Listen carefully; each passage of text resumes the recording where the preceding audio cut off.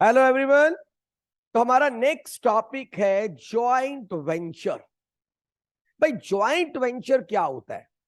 Simple, बड़ा simple है concept ये कि जब कभी दो बिजनेस फर्म्स आपस में मिल के काम करती हैं, हम उसे क्या बोल देते हैं? Joint venture. भाई दो बिजनेस फर्म अलग अलग काम कर रही थी, या दो बिजनेस फर्म नया कोई काम शुरू करती हैं, इकट्ठे सेटअप करती हैं, what we call it joint venture. Joint venture क्या है? It is pooling of resources and expertise by two और more business to achieve a particular goal. भाई दो या दो से ज्यादा बिजनेसमैन मिले, किसी ने अपनी एक्सपर्टाइज दी, कोई टेक्निकल नॉलेज है, किसी के पास कोई रिसोर्सेज है, मिल के काम किया ताकि हम अपना एक पर्टिकुलर गोल क्या हो सकता है? एक बढ़िया प्रोडक्ट लॉन्च करना, मार्केट में अच्छा प्रॉफिट अर्न करना, हम उसे अचीव कर सकें। तो that is basically joint venture. अब थोड़ा और इसको डिटेल में डिस्कस करते हैं। तो a joint venture can also be the result of agreement between two business firm in different countries. अच्छा, जॉइंट वेंचर के लिए जरूरी नहीं होता कि दोनों फर्म एक ही कंट्री की हो, ये भी पॉसिबल है एक फर्म किसी दूसरी कंट्री की हो, एक फर्म दूसरी कंट्री की हो, और मान लो वो उस कंट्री में जाना चाहती है। जैसे कि आप देखो ना, हमारे पास कितना अच्छा एग्जांपल है, Maruti and Suzuki. Maruti Suzuki is a good example. Maruti Indian company थी, सुजुकी अब्रॉड फॉरेन कंपनी की थी। उन्होंने क्या किया? मारुति के साथ टाई अप किया, they start a joint venture. अब इसका बेनिफिट ये होता है कि जब कोई बाहर की कंट्री किसी दूसरी कंट्री में एंटर करती है और उसकी जो होस्ट कंपनी है उससे टाई अप कर लेती है, उनको बेनिफिट मिल जाता है। अब देखो, सुजुकी जब इंडियन मार्केट में आई उससे कोई दिक्कत नहीं हुई, क्योंकि ऑलरेडी एक स्टैब्लिश ब्रांड मारुति उसके साथ टाई अप हो गया, उसको अपने को स्टैब्लिश करने में ज्यादा टाइम नहीं लगा, उस ब्रांड नेम को भी इन्होंने यूज कर लिया। तो ज्वाइंट वेंचर कई बार दो अलग अलग कंपनीज में होता है जो अलग अलग कंट्रीज में रह रही होती हैं, तो ये भी पॉसिबिलिटी रहती है। अब रीजन बेसिकली क्या होता है ज्वाइंट वेंचर का? भाई क्यों करते हैं ज्वाइंट वेंचर? सबसे पहला रीजन होता है बिजनेस एक्सपेंशन। भाई मैं अपने बिजनेस को एक्सपेंड करना चाहता हूँ। मेरा बिजनेस अभी छोटे लेवल पे था, लेकिन जब दो तीन फर्म मेरे साथ मिलेंगी या एक दो फर्म मिलेगी तो हम डेफिनेटली हमारे रिसोर्सेज बढ़ेंगे, मैं उसको एक्सपेंड कर पाऊंगा। Then development of new product. मान लो मेरे को कोई नया प्रोडक्ट लॉन्च करना है, मेरे को लगता है अकेले मेरे बस की बात नहीं है, तो किसी और के साथ में टाई अप करके I can start that product. Moving into new market, particular in another country. वही जैसे मैंने एग्जांपल दिया आपको सुजुकी का, सुजुकी को कहाँ आना था? इंडियन मार्केट में आना था, और उसको क्या चाहिए था? सपोर्ट चाहिए थी। तो उसने एक लोकल कंपनी की, लोकल कंपनी मतलब जो डोमेस्टिक कंट्री के अंदर ऑलरेडी है, लाइक मारुति, उसकी हेल्प ली, उसके साथ वेंचर ज्वाइंट वेंचर स्टार्ट किया। तो उसके लिए वहां पे फिर स्टैब्लिश करना इजी हो जाता है। तो ये रीजन होता है कि क्यों होते हैं ज्वाइंट वेंचर। अब सर इंडिया में ज्वाइंट वेंचर बहुत बढ़िया एग्जांपल है, जैसे मैं आपको Maruti company of India and Suzuki company of Japan, it's a good example of joint venture. और एक और ले सकते हैं हम, Kirloskar group of India and Toyota motor corporation of Japan. तो ये आपके साथ बड़े, तो इन्होंने क्या मिलकर बनाया? टोयोटा किर्लोस्कर।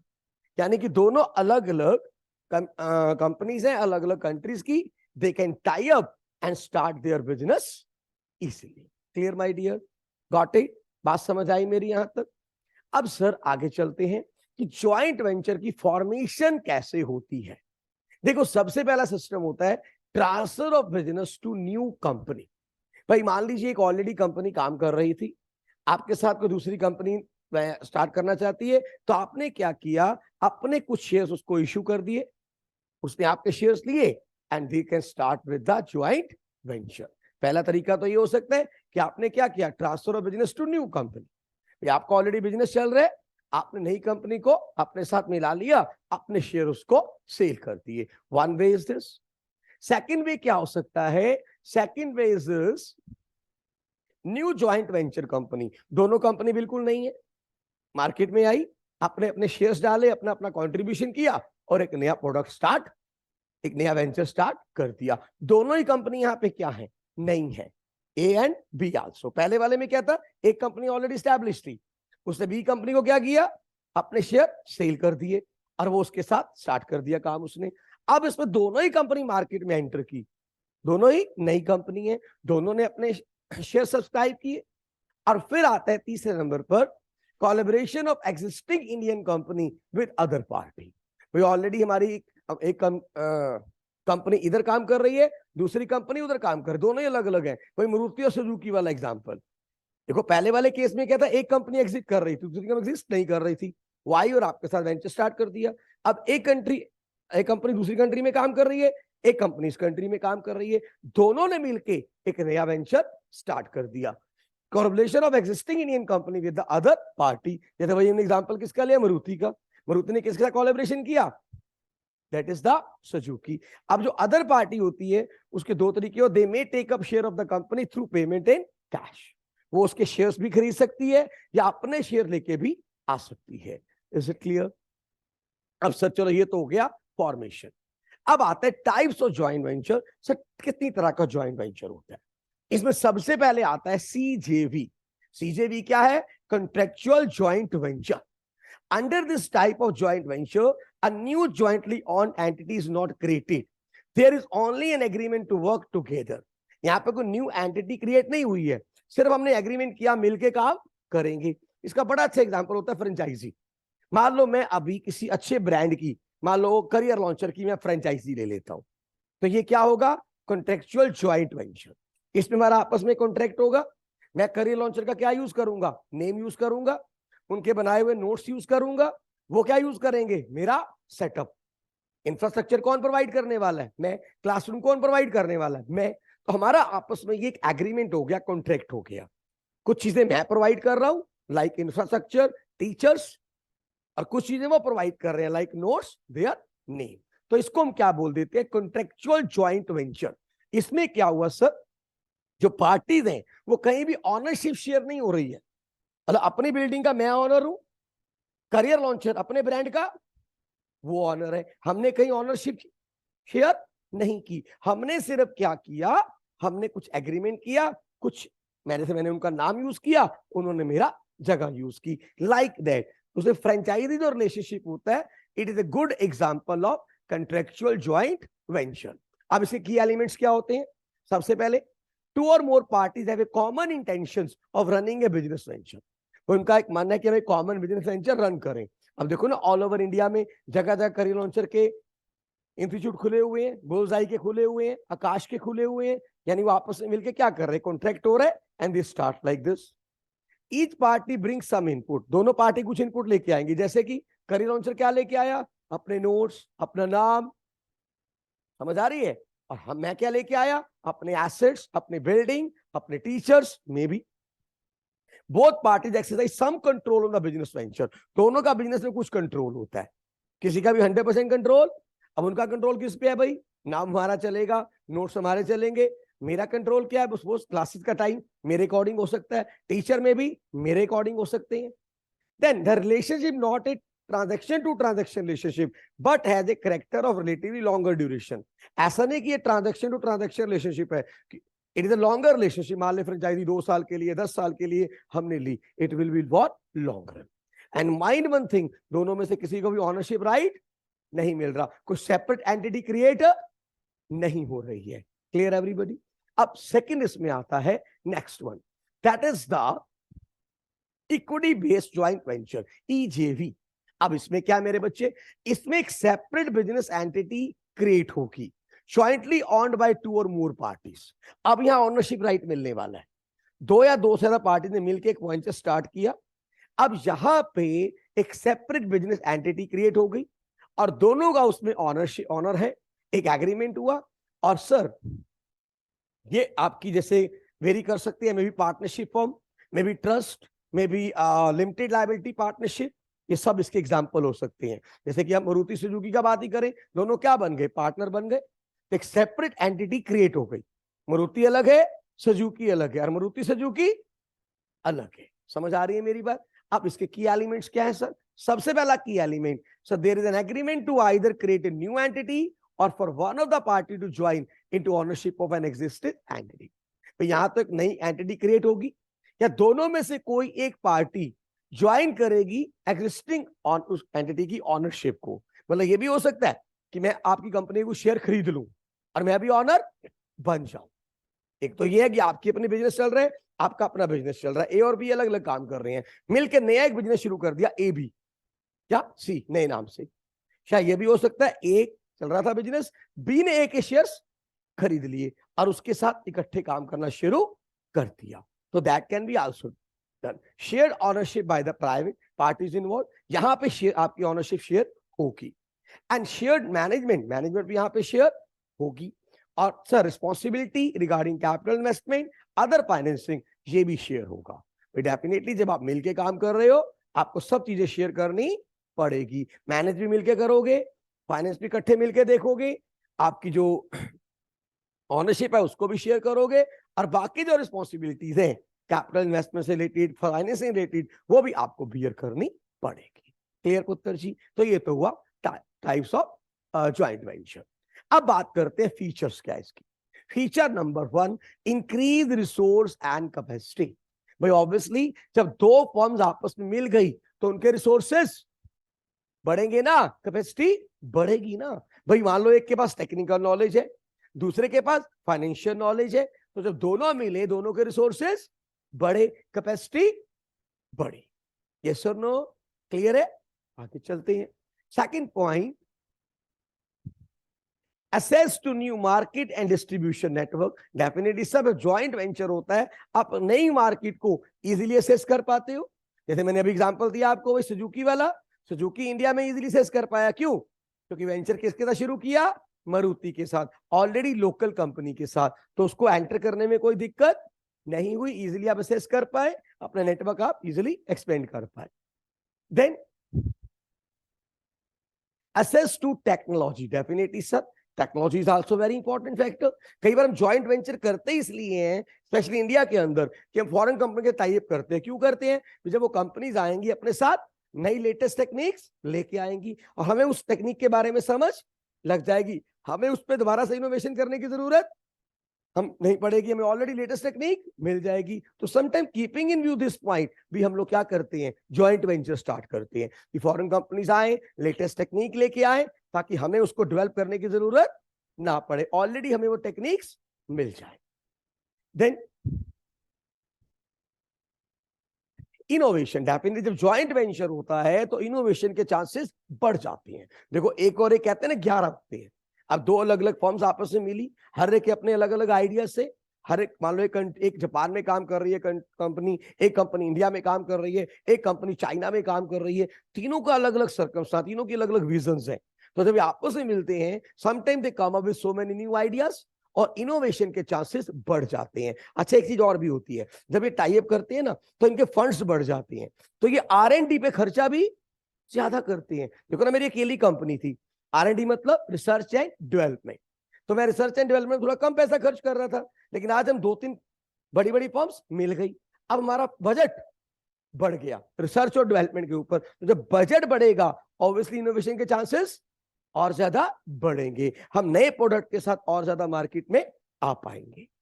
देन आगे चलते हैं sir, low cost of production. Definitely सब जब इंटरनेशनल कंपनी मर्ज करती है इंडियन कंपनी के साथ, उनको यहां सबसे बड़ा बेनिफिट पता क्या मिलता है? रॉ मटेरियल सस्ता मिलता है, लेबर सस्ती मिलती है, इवन टेक्निकल एक्सपर्ट सस्ते मिलते हैं। डेफिनेटली उनकी कॉस्ट ऑफ प्रोडक्शन गिर जाती है। और एक और रीजन भी होता है कॉस्ट ऑफ प्रोडक्शन गिरने का, पूछो क्या? जब दो फर्म्स मिलती हैं और लार्ज स्केल पे प्रोडक्शन करती हैं, जितना हम ज्यादा प्रोड्यूस करते जाते हैं हमारी कॉस्ट उतनी कम होती जाती है। तो टाई अप का ये भी बेनिफिट मिलता है कि आपकी प्रोडक्शन का लेवल बढ़ता है, कॉस्ट गिरेगी। सेकेंडली इंडिया में तो स्पेशली फॉरेन कंपनीज इसीलिए एंटर भी करती हैं ताकि क्या हो, व्हाट हैपन, ताकि उनकी जो है रॉ मटेरियल सस्ता मिले, लेबर सस्ती मिले। इवन इंडिया में तो technical expert like engineer, CA, ये लोग भी कंपैरेटिवली काफी चीप मिल जाते हैं। तो ये भी एक रीजन रहता है अपनी कॉस्ट ऑफ प्रोडक्शन को कम करने के लिए they enter in Indian market. Then establish brand name. Definitely sir जो दो फर्म्स आपस में एंटर करती हैं तो एक पार्टी दूसरी पार्टी गुडविल का बेनिफिट उठाती है जो ऑलरेडी स्टैब्लिश है। अब देखो ना, सुजुकी को शायद लोग पहले नहीं जानते थे, पर मारुति को सब जानते थे। जब मारुति ने सुजुकी के साथ टाई अप किया तो मारुति ने का जो ब्रांड नेम था उसको किसको बेनिफिट मिला? सुजुकी को। ऑलरेडी स्टैब्लिश मार्केट थी, मारुति को सब जानते थे। तो आप जब किसी ऐसी कंपनी के साथ टाई अप करते हो जो ऑलरेडी जो एक ब्रांड नेम है, जिसके बारे में लोग आप पहले से ही जानते हैं, तो आप उस ब्रांड का बेनिफिट उठा पाते हो। Is it clear? गेटिंग? फिर आता है सर आगे चले, अब सर इसकी डीमेरिट्स क्या है ज्वाइंट वेंचर की। सर डीमेरिट नंबर 1, सर पहली डीमेरिट है कॉन्फ्लिक्ट ऑफ इंटरेस्ट। सर जो ड्यूल ऑनरशिप होती है इसमें कॉन्फ्लिक्ट आ सकते हैं पार्टनर्स के ऊपर।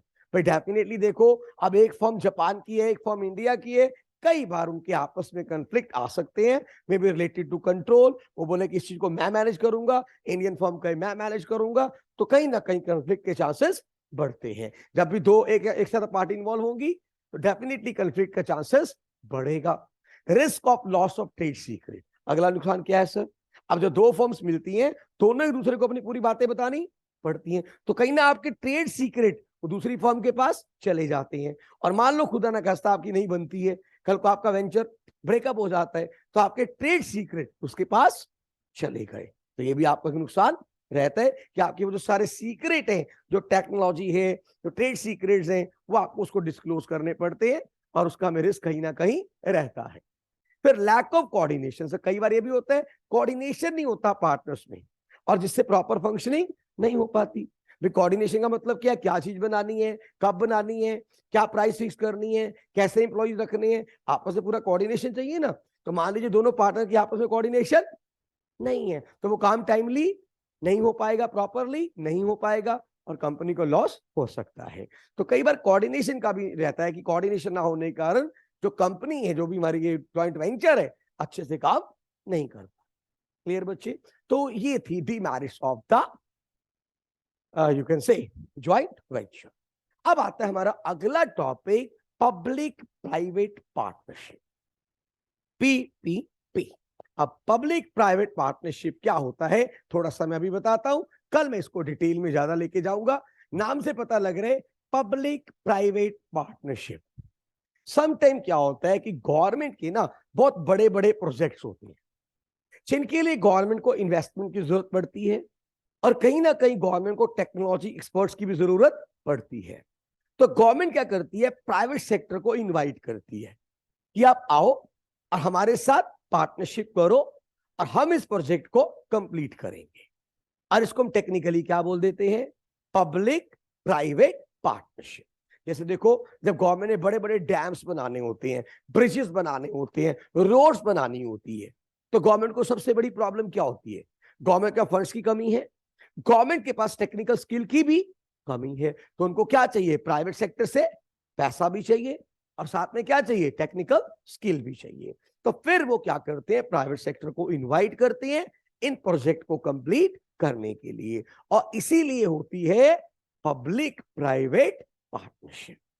अब क्या है सर, ध्यान दीजिएगा, it is a partnership between public and private sector with clear agreement on share objective for the completion of government project.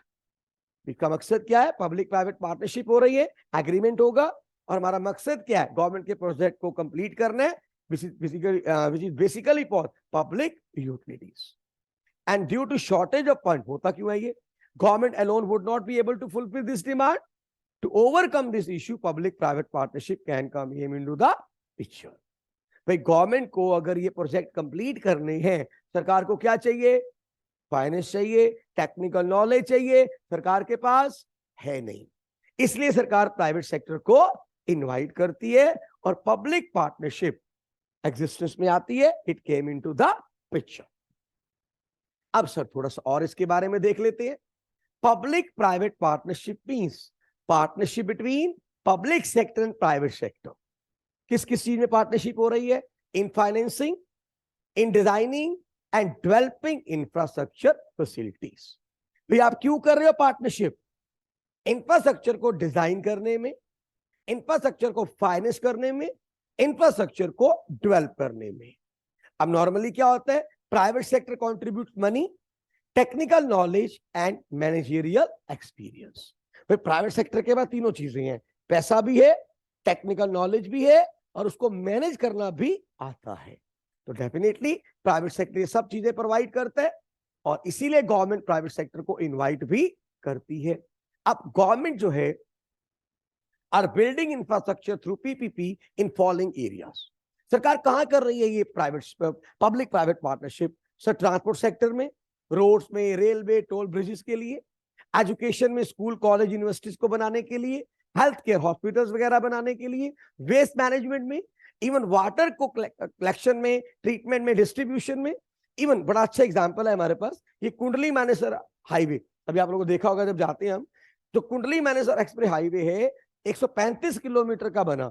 सरकार ने क्या प्रोवाइड की? लैंड। और जो प्राइवेट सेक्टर था, कंपनी ने क्या की? Service and be laid out by the company. उसमें रोड किसने बनाई? कंपनी ने। क्या था ये? Public private partnership. Is it clear? तो यहां से आपको क्लियर हो गया क्या मतलब है पब्लिक प्राइवेट पार्टनरशिप का? थोड़ा क्लियर हुआ? कोई डाउट किसी का यहां तक? पक्की बात है? तो इसकी फीचर्स को हम कल डिटेल में डिस्कस करेंगे और कल ये चैप्टर आई थिंक खत्म ही कर देंगे हम। Thank you very much, God bless you all.